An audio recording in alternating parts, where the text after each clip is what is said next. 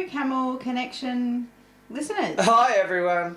It's Tara here. And Russell. And if you listen to this, it's no doubt that you are one of our loyal listeners here because you've noticed we haven't been around for, I think, December maybe was the last time. So it's probably been about 4 weeks. Yeah, we've had quite an interesting time. Well, we actually planned a little podcast break. It was probably going to be for about 2 or 3 weeks, just over the Christmas period. But then a disaster happened. Yeah, look. As you know, I mean, Australia's had a lot of bushfire incidences, and around our region, we weren't in the middle of it, but by gee, it was close, and it's actually still going on. It hasn't finished yet, and I think it probably won't finish until about July, is what we've heard. So we just wanted to come on here just to sort of do a bit of a catch up and an update on what we've been up to, because so many of you have reached out to us offering your love and your support around the disasters. Really appreciate it, thank you. Of where our region is, East Gippsland. So the East Gippsland Fires was quite a disaster, quite a disaster zone. It's a massive disaster. So we wanted to give you an update on how we went and how we evacuated, because we appreciate you a lot, and we know that you'd be a little bit curious about how we went on with that stuff, and also it might offer you some little tips and tricks, like if you had to evacuate your camels and your family for a disaster. In particular, obviously, we're talking about camels on this podcast, so yeah, that's sort of where we're at. So yeah, we do apologise for sort of being a bit behind time, but when these sorts of disasters come along, I mean, you've just got to deal with it. Life stops, really normal does. Life stops. Absolutely ceases. Find your new normal again. Yeah, and that goes also, I mean, as you may or may not know, but I'll tell you now, of course, we're starting up a magazine, or I am anyway, called Camel, the magazine, and yeah, we're behind with that as well, so just bear with us and we'll certainly get on track with that. That will launch in May still. It'll still launch in May. So you're not behind. I am, but just more pressure now. I haven't had the time. Nothing like a bit of pressure to get your butt into gear. Right. So anyway, we'll probably be jumping a little bit here, but we do want to try and keep on track because we value your time, and we value you guys as listeners so much. I mean, 2019 was awesome. We ended up doing 2 podcasts a week there, the Camel Q&A and the Camel, the other ones that happened on Wednesday or Tuesday if you're in the other side of the world. So yeah, we really appreciate you guys so much. So we'll give you a timeline of what happened. I think that's probably a good idea. Yes, the timeline's a good idea. But I'm not sure where you were going to start, but it's actually started in November. It did start in November, and where we live in the forest, just outside of Lake's Entrance, down here in East Gippsland. And there was one night in particular, I remember. It was a day. Well, it actually started the night before. Oh, did it? Yeah, with dry lightning. And it actually kicked off a bushfire, not very far away from us, only a couple of kilometres away. And it was actually heading towards us. And the plume of smoke was literally going straight over our house. And that night, the red glow of the sky was very vivid. But by morning, because it had been a wind change, there was no more red glow. So that was actually the beginning parts of the bushfire. Yeah, well, I mean, to give some context, there's been over 1 million hectares burnt in East Gippsland alone. Yeah, not to mention what's in New South Wales as well, or South Australia, or any other place. That's right. We're not even talking about New South Wales. There's even WA, Western Australia had fires. Yep. Kangaroo Island, that's in South Australia as well. So there's a lot of devastation going on around here at the moment, and it's really hard as a local to see your town just like struggle.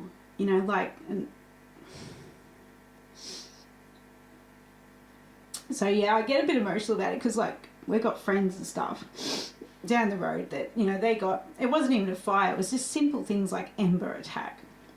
this is when the wind is so strong, it carries little embers, and it lights grass on fire, trees and shrubs and all that sort of stuff. It starts a fire again. And just little things like that, and that's only about 15, maybe 20 k's down the road from us. And the devastation in that area, they had 21 houses in their little community, and 11 of those houses burnt, and it's just like, it just happened so quickly. And the guy, one of the CFA chiefs, he's actually a friend of ours.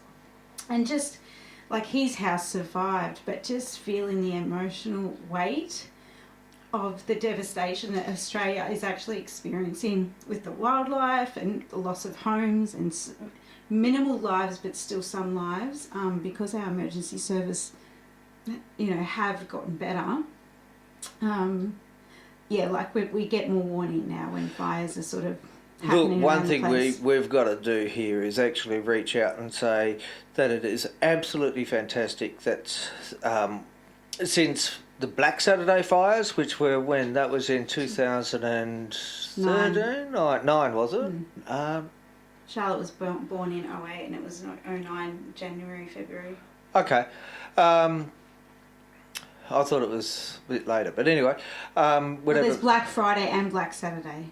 Right. Yeah. Anyway, there was bushfires. Oh no, Ash Friday, and Black Saturday. Black Saturday, I'm talking about. Yeah, they've developed this app that people can download on their phones, and it just beeps off as soon as some sort of emergency occurs. Now that could be from a life-saving point of view, there's the life-saving clubs on the beach, or from the CFA, the Country Fire Authority, and this certainly does tell you where the fires are, and it tells you the ferocity of the fires, and it also gives you really good advice and on what to do, whether you should leave or because there's different levels. There's different levels, and like something like watch and act, it would be a time where you start implementing your fire plan. Yeah. And we had a fire plan, and that was to stay. And then we changed that within a few hours, just going, we are out of here. There is no way we could fight, because our house is also all timber, so it's not very exciting. And I think Russell and I started to feel the weight of the responsibility of not only trying to defend the house, but then there's the children, and then there's all the animals. What if the back paddock catches on fire and the camels are in trouble? Like, there was all these things to consider, and it just got too much. We'd rather it all go and everyone just be safe. We didn't want to be heroes, No. So that's when we changed our plan, and we're like, right, everyone's out. Everyone's out. Anyway, timeline. So that was November.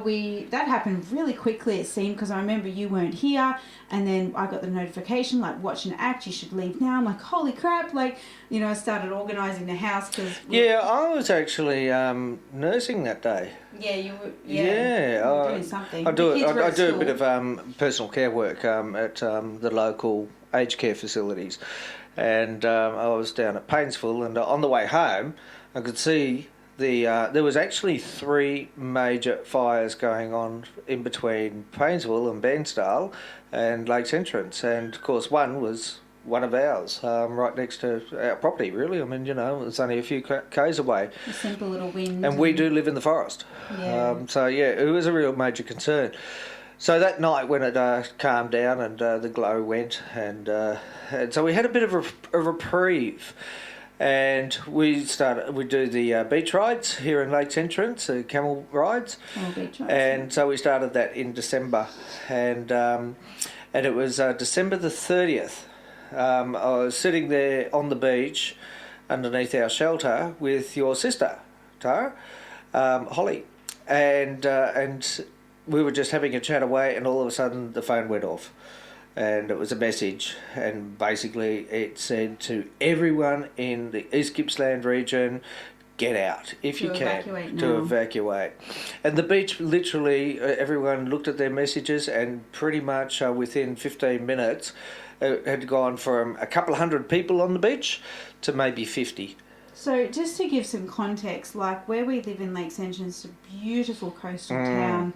Like it's very country kind of town too. But in between December and January over that school holiday period, it is bustling.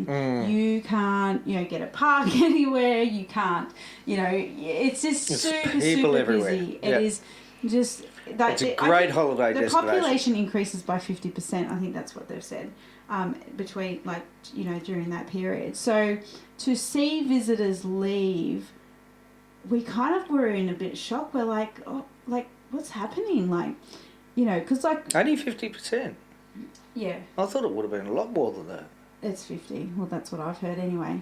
Multiply so it was just a real kind of shock, that people were being told to leave, and some people took that warning very seriously, and other people were probably in a bit of shock, going, "Is this spam? What's going on here?" It surely can't be as bad as what the authorities were saying. Because you know how the news hype things up, but this wasn't the actual news. This was actually emergency services. Yeah.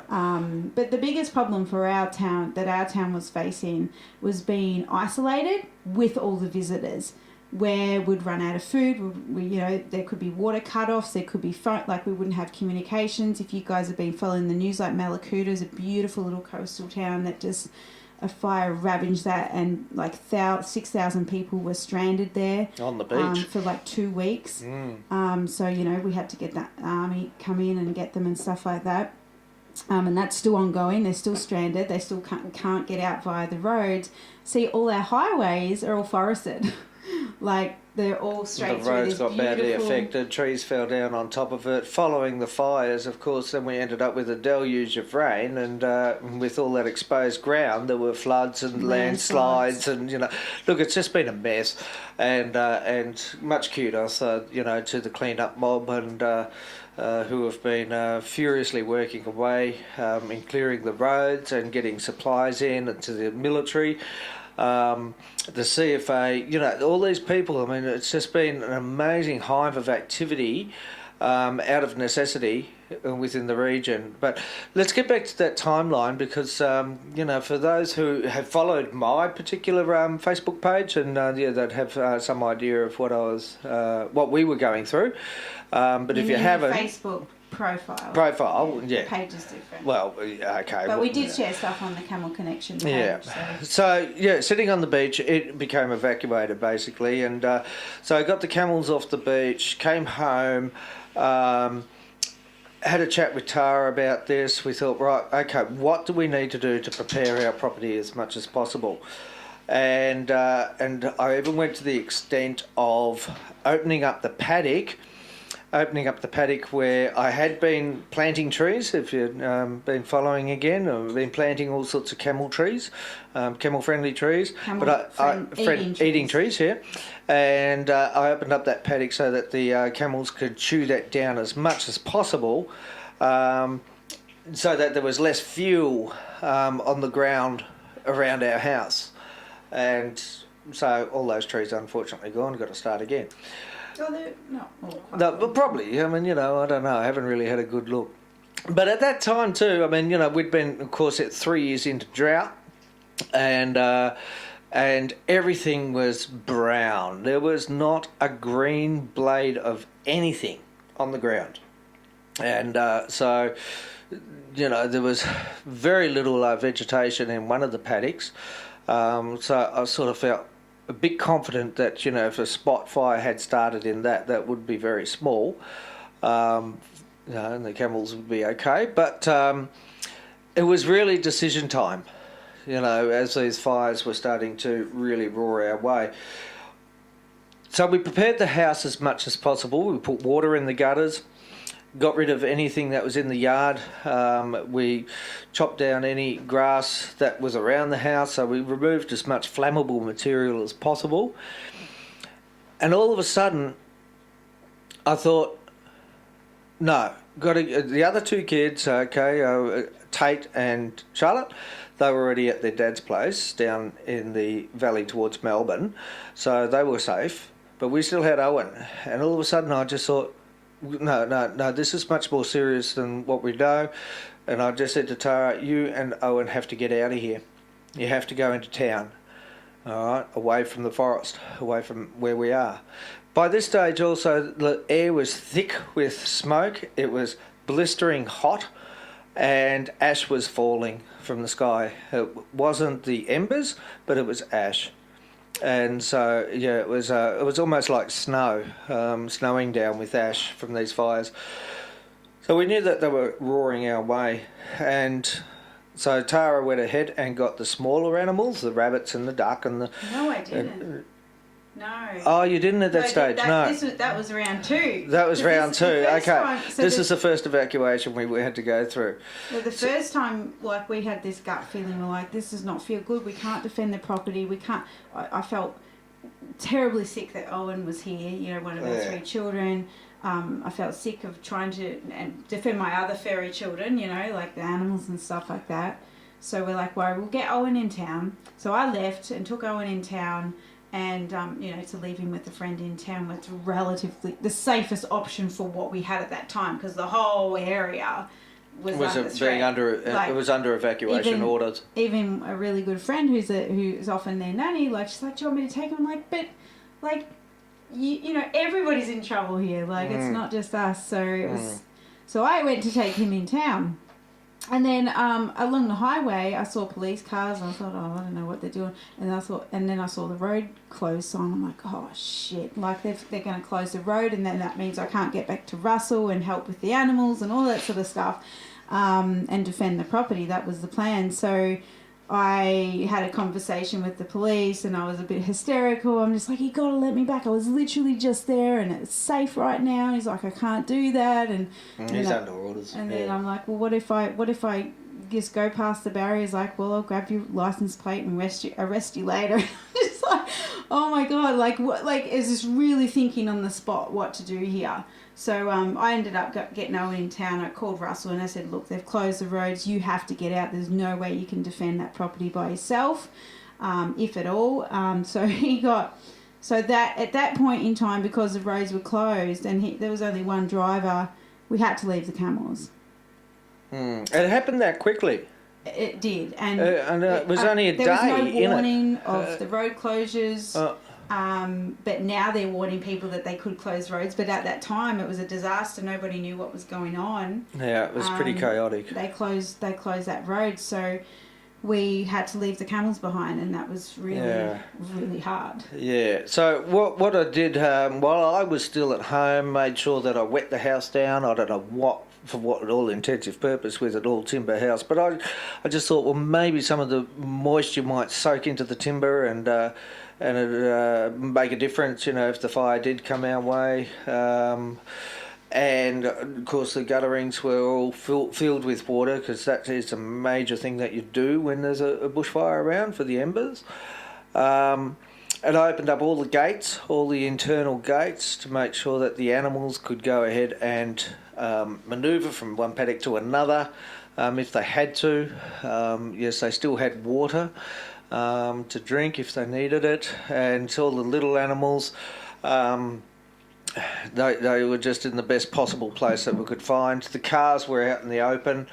Or you know, the trailers and the truck and that sort of thing, we'll put that in the open. And it just came to time when, well, for a start, Tara was ringing me every 2 minutes saying, come home, you know, get out of there, get out of there. So, you know, I was...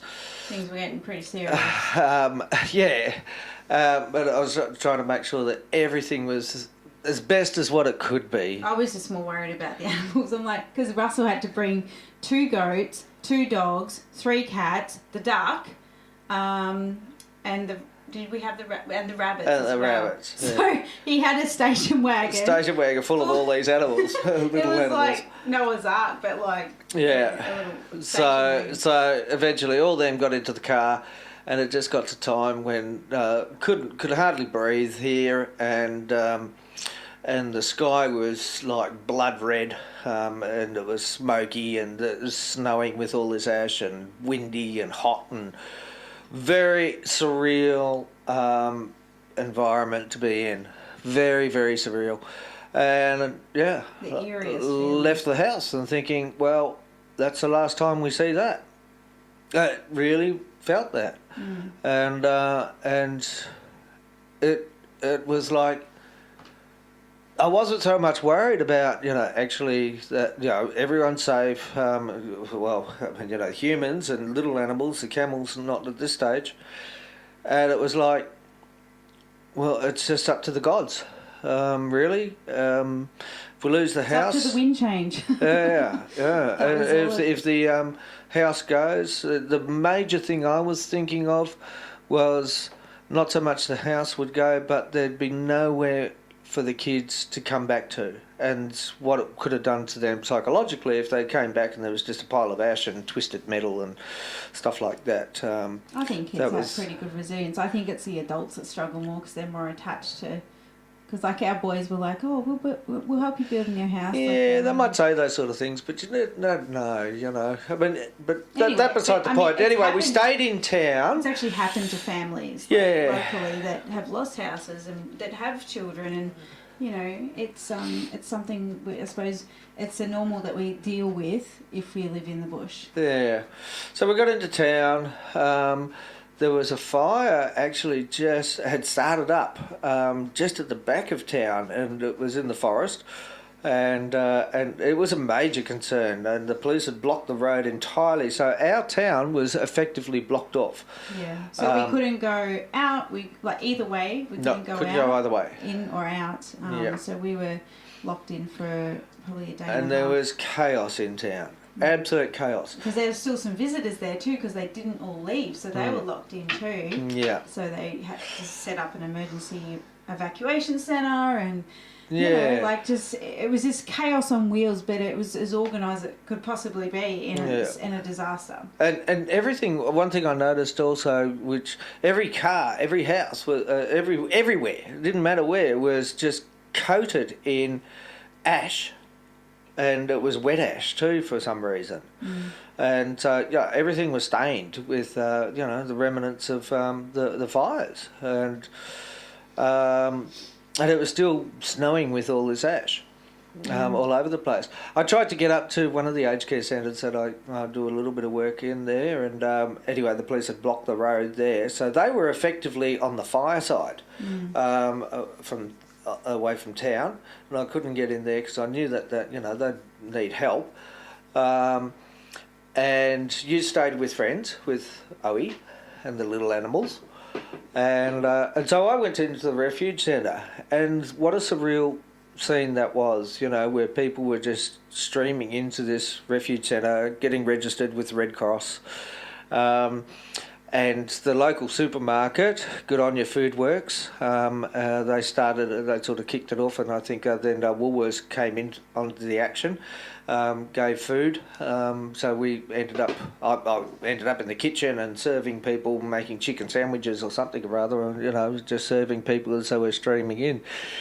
And the look on people's faces was one of shock, and I remember seeing one old fella who I gone ahead and gave him a meal, and just sat and chatted with him for a little bit, and he was devastated. Now, what his exact story was, I don't know. I didn't ask, but we just basically sat and just had a nice little chat. But yeah, he was suffering quite dramatically from what had just happened to him that day. Well, this is the thing that scares me most about these sort of disasters is, things can be lost like houses and homes, but it's the mental health of people that really concerns me. Like, once the high has worn off and all that sort of stuff, and then there's that lull, like that's where we're seeing people being affected the most with the mental, even people that haven't directly lost anything. We were talking to a lady the other day, like she's like, I just feel so depressed, like just always feeling unsafe and not knowing whether to stay or go, and so it was just that, it's sort of that side of it that really kind of hits our communities, I think. Yeah. So that night we stayed at a friend's house, and The roads were blocked for like 2 days. 2 days, yeah. Because the next day was New Year's Day, New Year's Eve, and we usually have a massive celebration in town. They have fireworks and markets. Terrific day, like, normally. It's the most crowded place. Most crowded place on, like, maybe in Victoria, I don't know. Like, it's pretty big. Feels it anyway. It's a pretty big deal for our town. A lot of visitors attend that. So the fireworks got cancelled by the... So all in all, I think I heard that 30,000 visitors had evacuated. The East Gippsland region. In the East Gippsland region. So that's a lot of tourists that just all of a sudden taking off down the highways. Yeah.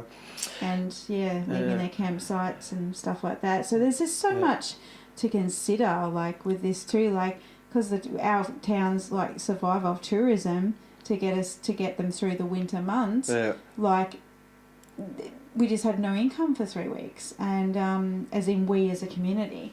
So that was really quite a shock to the community too, and we're like, shit, we're in trouble because we've relied on this for, God knows how many years, like every summer. To get them through the entire year, because it's up to 80% of some people's income. Yeah. Just that really busy period. Yeah. So there's just and then of course there's the wildlife, and then like there's just so much happening, and then of course when it did rain, we got contaminated waters because. It's just like... It just went on. What is on next? and on and on. And so, okay, so the next day, just to get you that timeline again, they actually opened up the road to where I could get to the aged care centre. So I popped in there and said, I'll do whatever you want. Know that you'd be short-staffed with all this.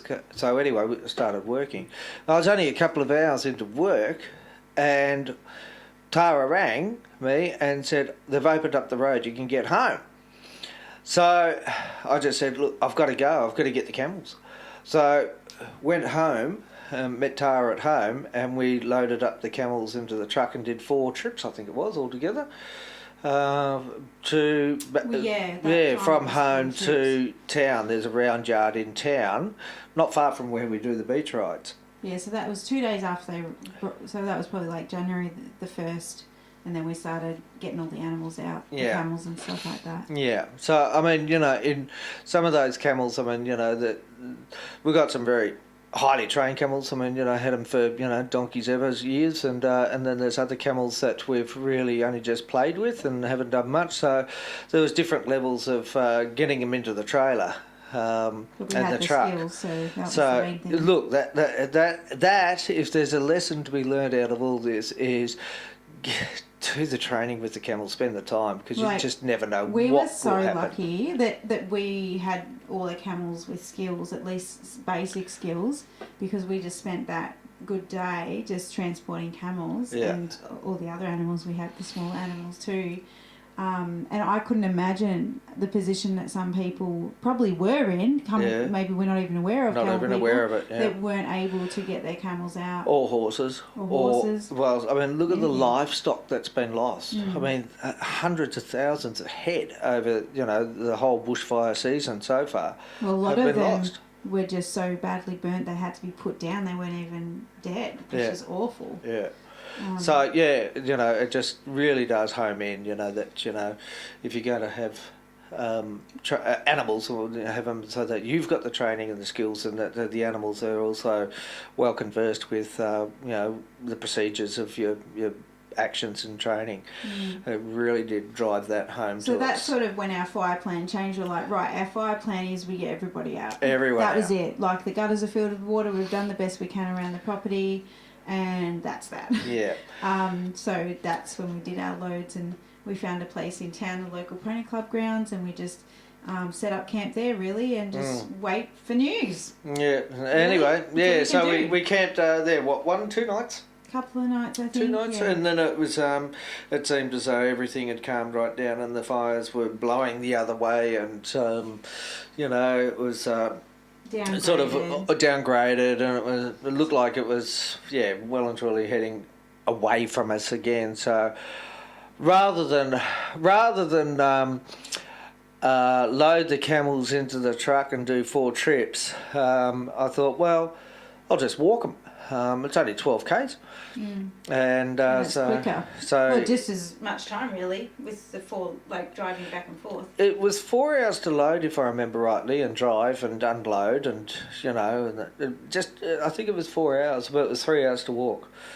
If I remember rightly. But anyway, yeah, so it was just, and I just looked on it, well, these camels that haven't had a great deal of experience, here's a training session for them, and it sort of gave me personally the time of just walking with them to sort of reflect back and think and just calm down after all that excitement that had occurred.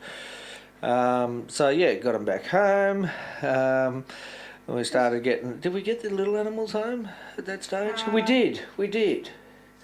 Because when the second evacuation, we had to... This is the third we're going to go in. That was the second just then. No. The second one was... You're talking about the second now. We already talked about the first where we had to leave the camels. And the second one was the one we're talking about now. And then the third one is when we... Yeah. So we didn't bring the smaller animals home. Yeah.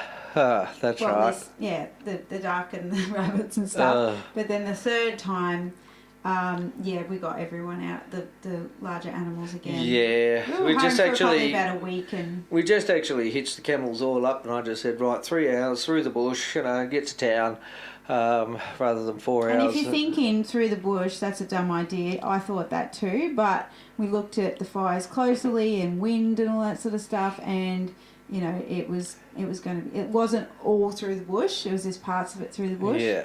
And there was cleared areas along the way that I could have entered into, paddocks and that sort of stuff, farmers' paddocks. But look, when a fire like that comes through, I mean, you got no hope. You just got no hope if it comes your way. Just seeing the devastation that happened, even in places like Malakuta, you're like, wow, that's just. The velocity of that was just incredible, and you guys have probably seen the news of fires all around Australia, New South Wales, Victoria, South Australia.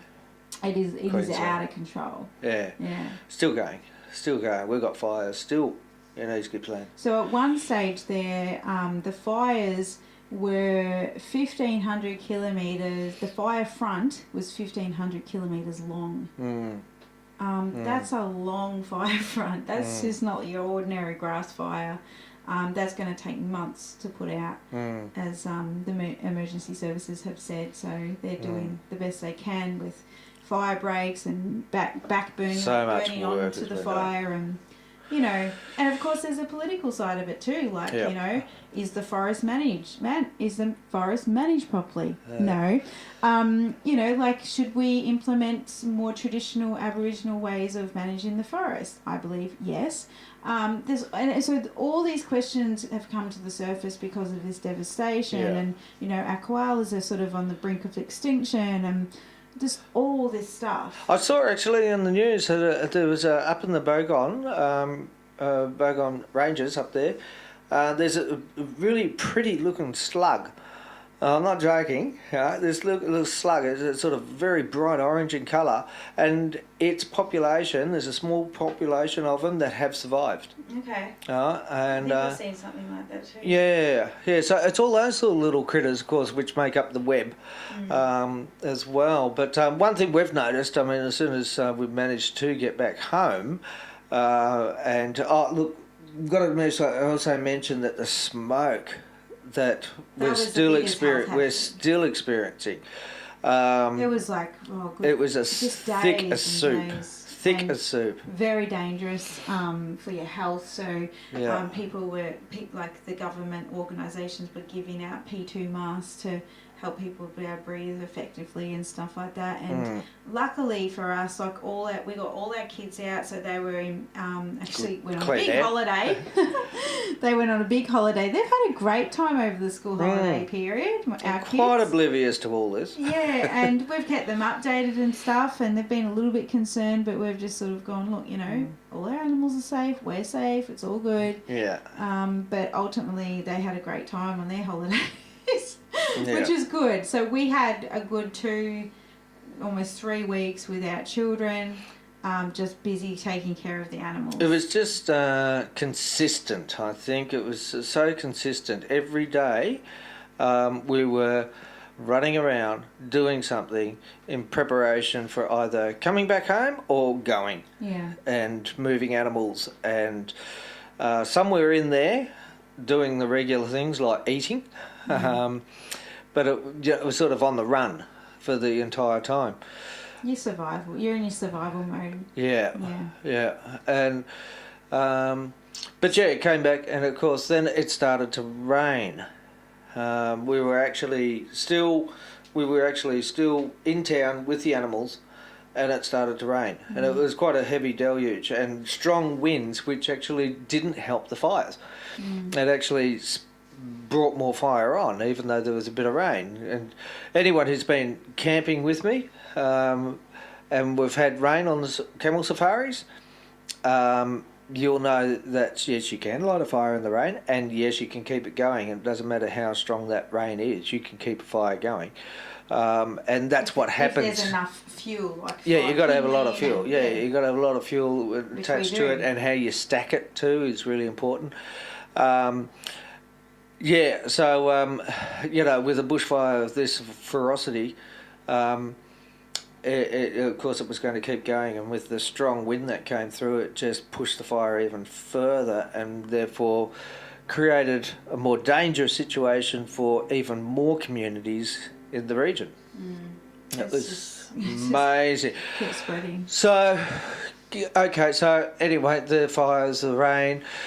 Within a couple of days, the green shoots were starting to come through, and everything started to green up. The grass just absolutely start to bang, it just came alive. So the greenery is really good, because obviously that's not going to burn quickly. Yeah. But there's just not But the forest is still full of fuel. Well, and for the grass, there's not a high, in regards to the animals, there's not a high nutritional content, because it's just full of water if it's just sprung up. It's sprung up like that, yeah.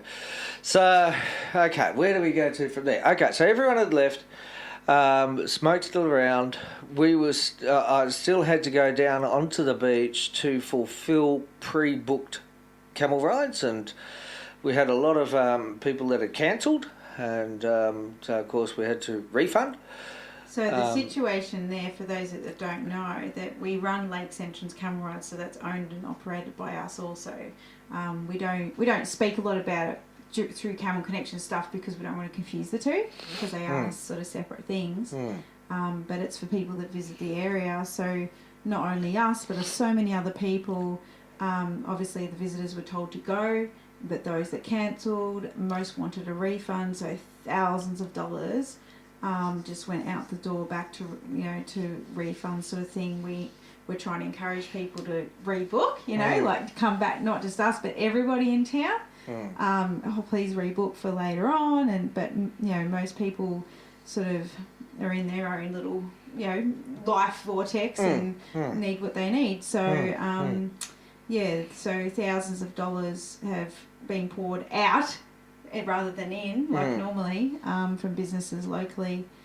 All the businesses in town were the same. And that's when people started to see this problem, and some amazing people just come up with ideas on how people could actually buy a virtual camel ride, or a virtual coffee, or a virtual tour, any tour operation. Or a night stay in a motel or hotel. Yeah, so or something. the money that you would have spent here anyway, you can do that virtually without visiting the area, because obviously it wasn't safe at that time. What's it called? It's My Shout. It's My Shout. Yeah. So we registered for that, and some amazing, generous people. Thank you if you did that. Absolutely. If you I don't know how we would have survived. How you shouted. You shouted.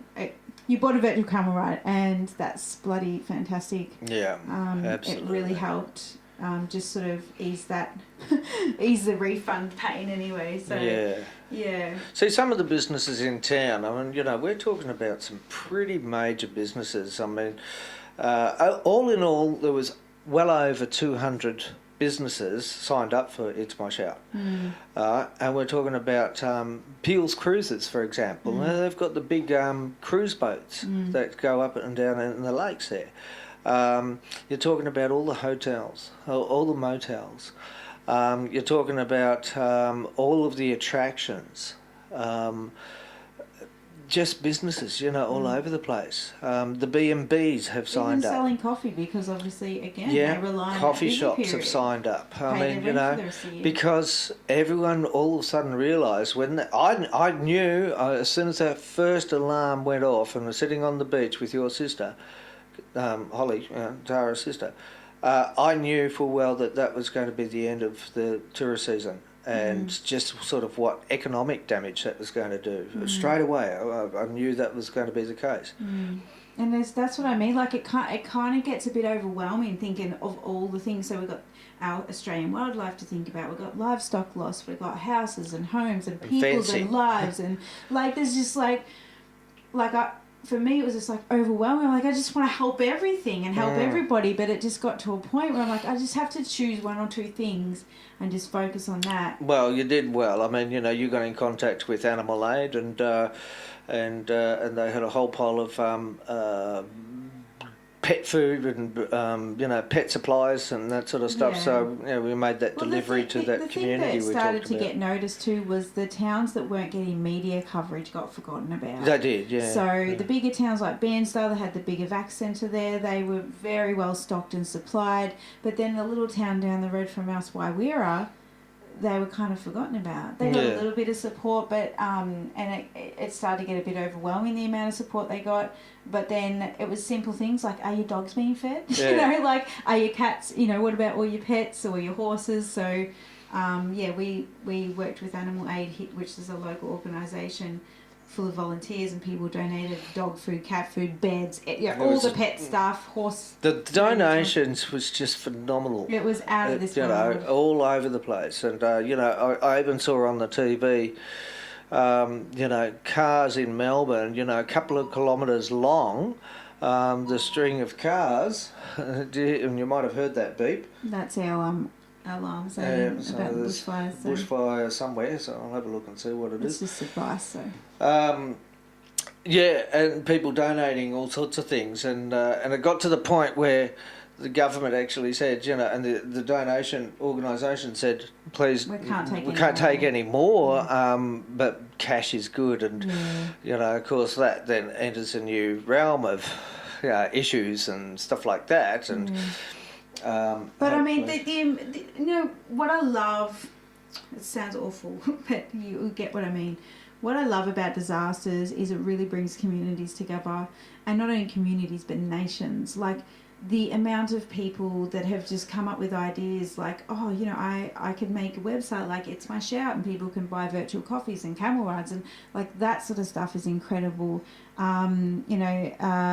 Comedians, raising $51 million. Hello, like more than the government have ever offered.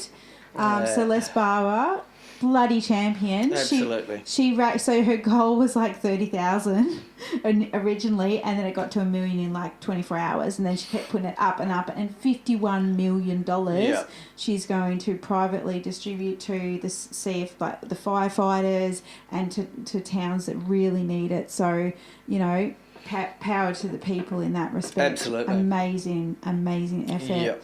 And so many more to mention, and there's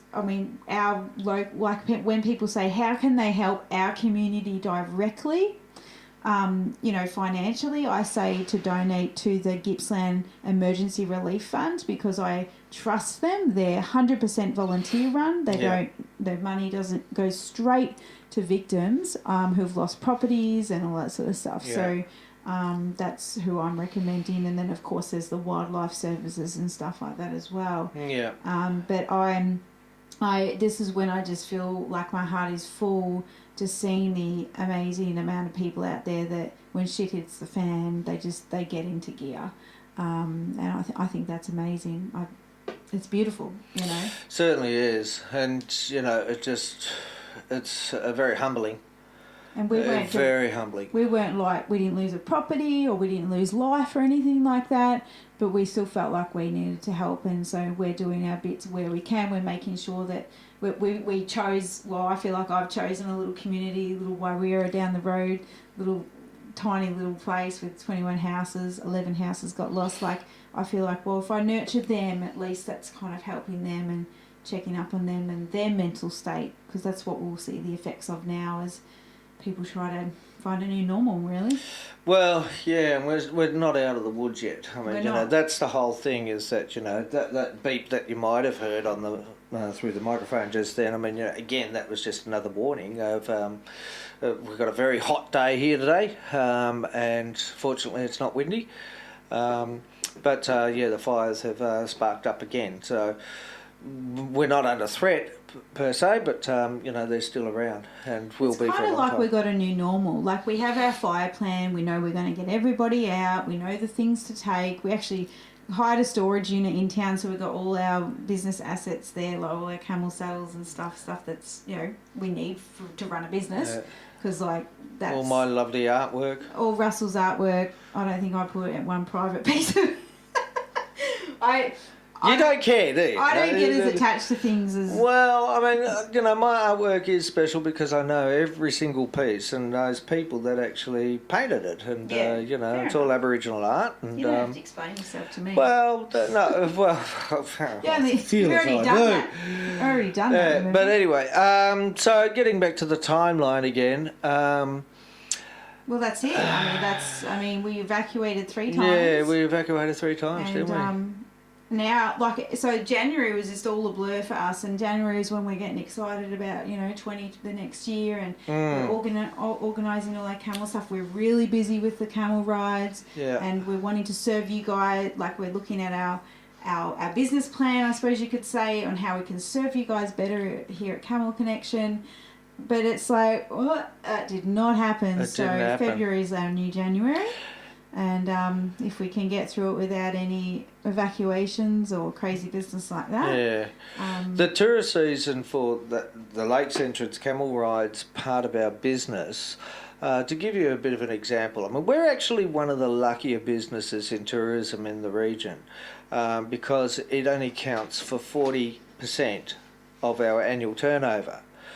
But looking at the figures, however, of what happened, we've actually down 98% of that 40%.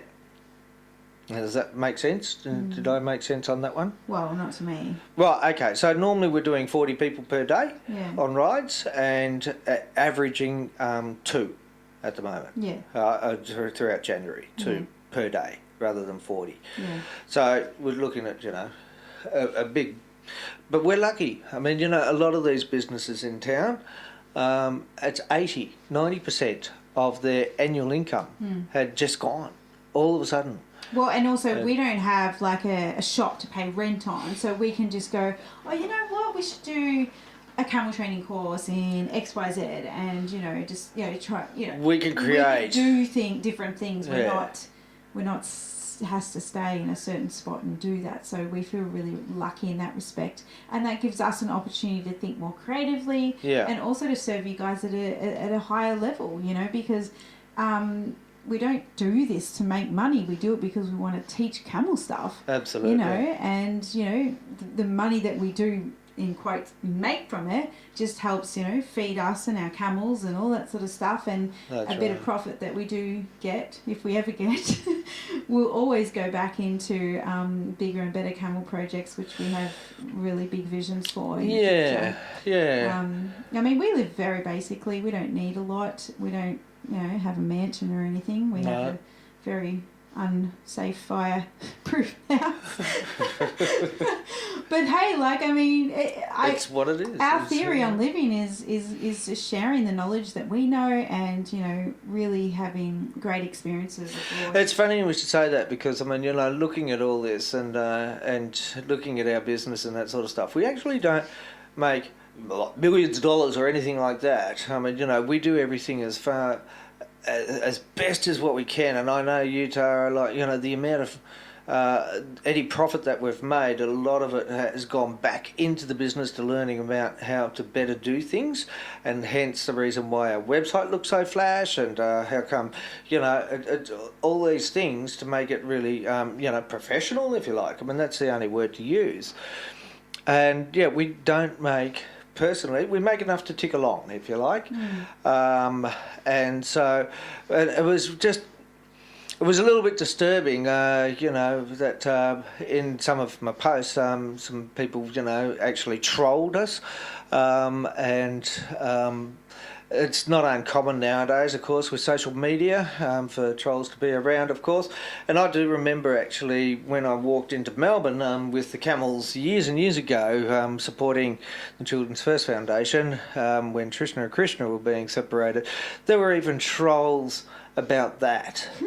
And that right? wasn't, you weren't on Facebook then. No, that's right. And it just goes to show the mentality of, a small section of society when But disasters the like worst this occur. people, and I'm not afraid to say this, is there actually other camel people? Yeah, which is sad. Like That is sad. we got slammed because we didn't evacuate the camels the first time. Yet all the roads were blocked. Somehow we're magically supposed to get back. And, Yeah, look, they grow wings and fly. And I suppose, I gave the benefit of the doubt, and I always will, that they don't understand the situation and the circumstances right at the moment. Only people in that particular situation and circumstance actually have an understanding of what's going on. And so, like, for example, we don't know what the situation and what circumstances a person's in Queensland. For example, if they've got some natural disaster this occurring. This is where I really struggle with this whole disaster is like there's our, in quotes, disaster, but then what's happening in Spain with tidal waves? What's happening in Thailand? What's happening in China? Like, there's just so much world news all the time, and that's why I feel like if you just choose your things and focus on that, and obviously us, it's Camels, and, giving back where we can, and... surviving the bushfire season. That's a start. So, I want to reach out to a couple of people. I won't mention names, but there's been some dear old friends of mine who I've been associated with through charity, and they saw our plight, saw what was going on. Know full well that it is an emergency situation, and they went ahead and bought gift cards for our family, and I just want to reach out to them and say thank you very much, because that has helped enormously. And then there was that other silent person, I call it silent person, that gifted us money too. Yes. Yes. Which we're forever grateful for. Oh, totally. It's saved our bacon, to be honest. Amazing. It really just, it was amazing. And for you guys out there, just buying the virtual camel rides or just asking how we can support, that's too. Money's great. Yeah, that's very supportive. But just offering your love and support's also really, really awesome. It's been a tough sort of thing to do, because I know you, Tara, and I know myself. I'm always trying to think of how can I help and all this sort of thing.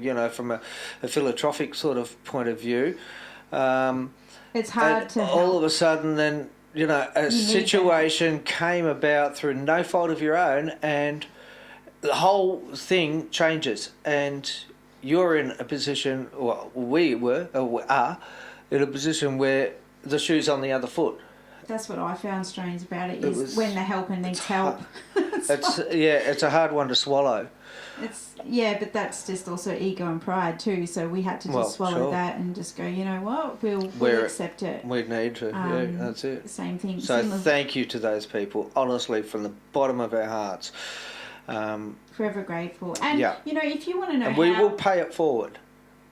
Well, if what goes around comes around. That's right. Yeah. But we were told specifically not to pay it forward with some money that we did get. They're like, whatever you do, this money is just for you. Yes. But we will continue on with our philanthropic That's what I mean. activities. What goes around comes around. That's in everybody's nature. Yeah. So we really appreciate you guys tuning in here. We've gone almost an hour, so. We hope we haven't bored you with all this drama. There was one time, actually, I've got to tell you, I went into Bairnsdale to register for bushfire with the Red Cross and with relief. And I actually had a moment in there and nearly broke down, because all of a sudden, realised that I needed a box of food. That was, obviously part of the donation. So that was to help feed the family. And it hit me. It hit me hard. And the bloke who was helping me, get this box, he was so kind and generous and just loving. I mean, in many ways, he just put his hand on my shoulder and said, "It's going to be okay. It's going to be okay." And I was just about in tears, just nearly broken down. It was just that moment where I just about broke down with it all.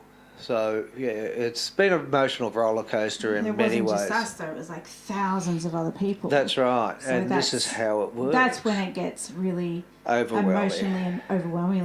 But it's not us. It's everybody, which is just unreal. So that's the reason, guys, why we haven't been around for a while. Yeah, but we're back, and hopefully without any disasters, we'll be consistent again. No more disasters, because please. we do want to keep up and serving you guys, and this is our love. This is our life. I mean, that's why we protected all our assets, so to speak, with camels and stuff, so we can keep serving you in this way, because we could lose all the things, all the physical trinkets things in life, but we're still here to serve you at the highest level possible, and this year is going to be bloody awesome with the things that we've got planned, the events.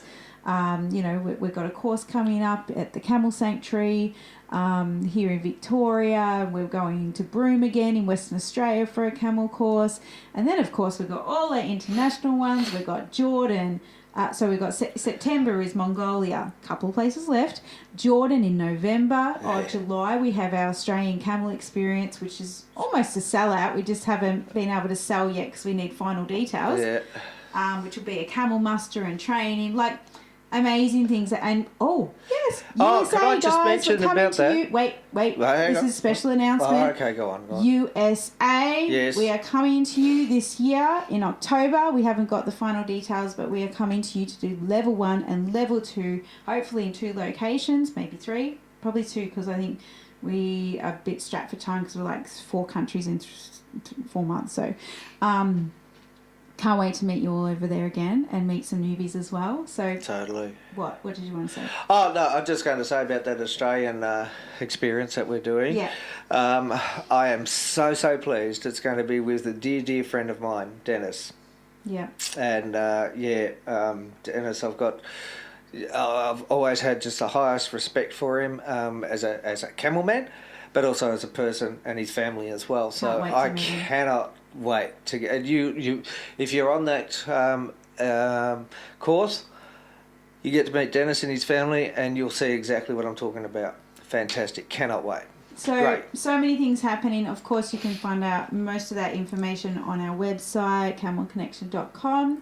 If you want to shout a virtual camel ride, meaning you don't actually get a ride but you want to buy one to support us, you can just go to the website itsmyshout.com.au and buy one there, because I know a lot of people say, well, how can we support you, sort of thing. So I thought I'll just say it here, because just outright, just rather than us trying to go, we're doing all right, just like, if you want to support us, that's how you can support us. So it's out there if you want to do that. And of course, supporting us also means joining any of the amazing things that are happening this year, because of course we want to support you in whatever camel adventure you want to join us for. And I'm going to slip it in one more time about the magazine, Camel the magazine. And for all you guys, I mean, we've all got stories. Go over there and have a look at the Facebook page. Go over where? To the Facebook page. There. Yep. Go over there. Just go there. Go there now. Yeah. And download the PDF of how to go ahead and make a submission. It takes. It only costs you your time and a bit of typing. You throw the photos in there as well, and send it to us at the email address that's on the PDF. Okay, and get your submissions in, articles, etc. It's all about camel people's stories. Camels, all right, and how you got involved with camels and why, and what you're doing and what you plan to do and all that sort of thing. And want to really make this the magazine that it costs nothing whatsoever to make a submission. And if you've got a camel business, right? If you've got a camel business, you're going to advertise your business, your camel business, for free in there, right? There's no cost whatsoever in The first edition. well, for businesses, no, for businesses, there's no cost whatsoever, and there's no cost whatsoever in putting the submissions in. It will eventually become a subscription magazine, but I want to keep that cost right down so that we can reach as many people around the world as possible. Of course, there's costs with the platform and all that sort of stuff that it comes out on, But yeah, let's just make this a magazine, for camel people globally. All right. So get into it. Have a look at it. So let's make 2020 the year of the camel again. Every year we say this is the year of the camel, because it is. It is. That's for right. us. It's make this your year of the camel. Do as much camel stuff as you possibly can. Absolutely. All right. Thanks for listening, guys. Thanks, Thank guys, you for your support. And understanding. And we really will appreciate it. Certainly deliver so much more juicy content in the days, weeks, months, year to come. That's it. Okay, catch you on the next one. Thanks, guys. Bye. See ya. If you liked this information we've just shared with you, you'll be sure to love the free camel ebooks and training videos that we're giving away. We're giving away 2 camel ebooks, Introduction to Camels and Introduction to Camel Training. Plus, in our bonus camel training videos, we take you through training and handling camels built on connection and trust. And we also share how to understand a camel's way of thinking. This is gold information that you don't want to miss, so be sure to sign up now to get your free ebooks and training videos over at camelconnection.com.